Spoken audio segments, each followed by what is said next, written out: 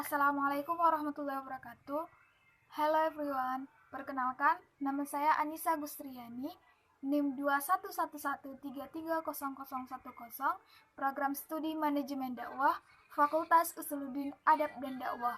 Di sini saya akan menjelaskan tugas dari mata kuliah Ulumul Quran. Dosen pengampu Putri Reski Rahayu, MAG. Adapun judul materi yang akan saya sampaikan yaitu tentang wahyu. Di sini saya akan menjelaskan tentang pengertian wahyu, cara penyampaian wahyu, fungsi wahyu, macam-macam wahyu, syubhat para penentang wahyu, dan hakikat Nabi Muhammad sebagai Nabi yang ummi. Pengertian wahyu, secara bahasa, kata wahyu berasal dari kata al-wahyu, yang berarti tersembunyi dan cepat. Menurut Al-Ashfahani, dalam manfaat dari Al-Quran, makna awal dari kata wahyu adalah isyarat yang cepat. Wahyu memiliki dua ciri utama, yakni samar dan cepat. Namun, pengertian ilham secara etimologi tidak hanya itu saja, yang mana meliputi yang pertama, ilham sebagai bawaan dasar manusia, seperti wahyu terhadap ibu Nabi Musa untuk menyusui tercantum dalam surat Al-Qasas ayat 7. Kedua, ilham yang berupa naluri dari binatang, seperti lebah membuat sarang di pohon, tercantum dalam surat An-Nahl ayat 68. Ketiga, isyarat yang cepat melalui kode dan rumus, tercantum dalam Quran surat Al-An'am ayat 6. Adapun yang keempat, yaitu apa yang disampaikan Allah kepada para malaikatnya berupa suatu perintah untuk dikerjakan. Itu tercantum dalam Quran surat Al-Anfal ayat 12. Adapun yang terakhir, yaitu yang kelima, bisikan dan tipu daya setan untuk menjadikan yang buruk kelihatan indah dalam diri manusia. Itu tercantum dalam Quran surat Al-An'am ayat 121. Persamaan ilham dan wahyu ialah keduanya sama-sama ilmu pengetahuan atau perasaan halus yang meyakinkan jiwa manusia secara cepat dan rahasia tanpa terjadi terlebih dahulu.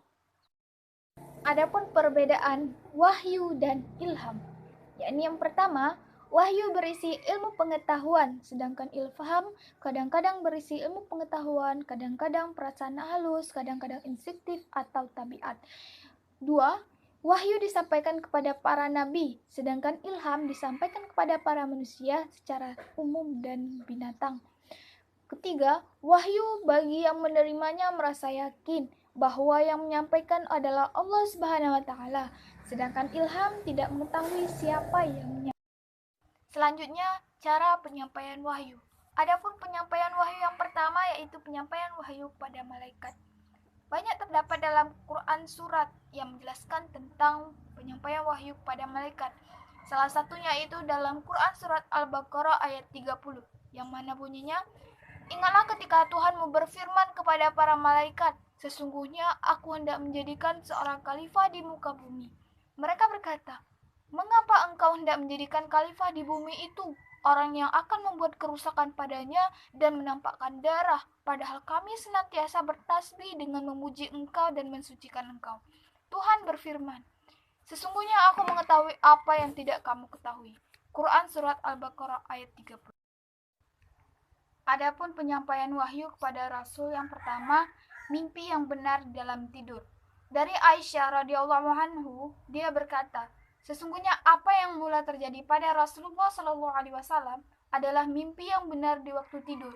Beliau tidaklah melihat mimpi kecuali mimpi itu datang bagaikan terangnya di waktu pagi hari. Hadis riwayat Bukhari Muslim. Yang kedua, yaitu kalam ilahi dari balik tabir tanpa melalui perantara. Yang demikian itu terjadi pada Nabi Musa alaihissalam, yang mana terdapat dalam Quran surat Al-A'raf ayat 143 yang berbunyi, dan tak kala Musa datang untuk pada waktu yang telah kami tentukan, dan Tuhan telah berfirman kepadanya, berkatalah Musa, ya Tuhanku, nampakkanlah kepadaku agar aku dapat melihat kepada engkau. Quran surat Al-A'raf ayat 143. Adapun penyampaian wahyu yang selanjutnya yaitu penyampaian wahyu oleh malaikat kepada Rasul. Penyampaian wahyu oleh malaikat kepada Rasul ini ada dua cara, Yang pertama, datang kepadanya suara seperti dencingan lonceng dan suara yang amat kuat yang mempengaruhi faktor-faktor kesadaran sehingga ia dengan segala kekuatannya siap menerima pengaruh itu. Cara yang kedua, malaikat menjelma kepada Rasul sebagai seorang laki-laki dalam bentuk manusia. Cara ini lebih ringan daripada cara sebelumnya karena pada kesesuaian antara pembicara dan pendengar. Selanjutnya, fungsi wahyu. Dalam pandangan Muhammad Abduh, keberadaan wahyu dapat dibagi dalam dua fungsi. Fungsi pokok yang pertama timbul dari keyakinan bahwa jiwa manusia akan terus ada dan kekal sesudah tubuh kasar mati. Keyakinan akan adanya hidup kedua setelah hidup yang pertama ini bukan hasil dari pemikiran yang sesat dari akal dan bukan pula suatu hayalan. Karena umat manusia secara keseluruhan, kecuali sedikit saja sepakat mengatakan bahwa jiwa akan tetap hidup setelah meninggalkan tubuh. Untuk memberikan penjelasan tentang alam gaib yang penuh dengan rahasia inilah, maka nabi-nabi dikirim oleh Allah kepada umat manusia. Fungsi wahyu yang kedua, yakni mempunyai kaitan erat dengan sifat dasar manusia sebagai makhluk sosial. Manusia harus hidup secara berkelompok untuk mewujudkan kehidupan sosial yang rukun, damai. Para anggotanya harus membina hubungan antara mereka atas dasar saling mencintai. Tetapi pada dasarnya, kebutuhan manusia akan sesuatu tidak telah terbatas, sehingga akan senantiasa muncul konflik dan pertentangan. Untuk mengatasi hal itu, telah diusahakan penukar prinsip cinta dan keadilan. Tetapi manusia tidaklah sanggup meletakkan dasar-dasar kuat tentang keadilan yang dapat diterima oleh semua orang. Untuk mengatur manusia dengan baik, maka dibutuhkanlah wahyu yang dibawa oleh para nabi dan rasul. Syubhat para penentang wahyu. Orang-orang jahiliyah, baik yang klasik ataupun yang modern, selalu berusaha menimbulkan keraguan atau syubhat terhadap wahyu dengan sikap keras kepala dan sombong. Tetapi syubhat itu lemah dan tidak dapat diterima. Mereka mengatakan bahwa Al-Quran bukan wahyu, tetapi dari pribadi Muhammad. Dialah yang menciptakan maknanya, menyusun bentuk gaya dan bahasanya. Orang-orang jahiliyah dahulu dan sekarang menyangka bahwa Rasulullah mempunyai ketajaman akal, penglihatan yang dalam, firasat yang kuat, kecerdikan yang hebat, kejernihan jiwa dan renungan yang benar, yang menjadikannya mampu menimbang ukuran-ukuran yang baik dan buruk, benar dan salah melalui ilham atau intuisi, mengenali perkara-perkara yang rumit melalui kasyaf, sehingga Al-Quran ini tidak lain daripada hasil penalaran intelektual dan pemahaman yang diungkapkan oleh Muhammad dengan gaya bahasa dan retoriknya yang hebat. Ketiga orang-orang jahiliyah yang klasik dan modern berasumsi bahwa Muhammad telah menerima ilmu-ilmu Al-Quran dari seorang guru. Itu tidak salah, akan tetapi guru yang menyampaikan Al-Quran itu ialah malaikat pembawa wahyu, bukan guru yang berasal dari kaumnya sendiri atau kaum lain. Hakikat Nabi Muhammad SAW sebagai Nabi yang ummi. Nabi Muhammad SAW dikenal sebagai Nabi yang ummi. Kata ummi itu tidak saja mempunyai pengertian seperti yang selama ini dikenal umum, yaitu tidak bisa membaca, menulis, atau buta huruf. Tetapi kata ummi juga mengandung banyak sekali penafsiran, antara lain seperti orang yang baru keluar dari perut seorang ibu yang belum tahu-tahu alias polos, suci, dan bersih.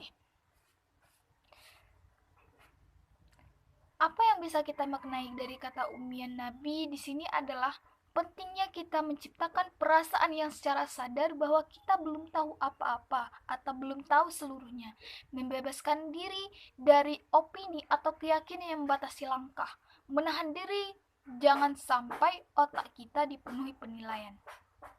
Umi adalah pondasi memotivasi diri, sadar belum tahu seluruhnya akan membuat kita menambah pengetahuan dengan berikro, belajar dari orang, objek, atau keadaan. Begitu kita sudah merasa tahu seluruhnya, pintu berikro akan tertutup. Kita tidak tahu apa yang dilakukan malaikat Jibril seandainya Nabi berposisi seolah-olah lebih tahu atau sudah tahu seluruhnya mengenai isi wahyu itu. Membebaskan diri dari opini dan keyakinan yang membatasi itulah Maknanya mengosongkan diri sehingga kita kosong akan diisi oleh hikmah-hikmah darinya. Dengan demikian, akan mendorong kita untuk bereksplorasi, bereksperimentasi, dan beraktualisasi diri. Begitu kita yakin bahwa kita pasti tidak bisa meraih apa yang kita inginkan, keyakinan itulah yang membuat kita gagal.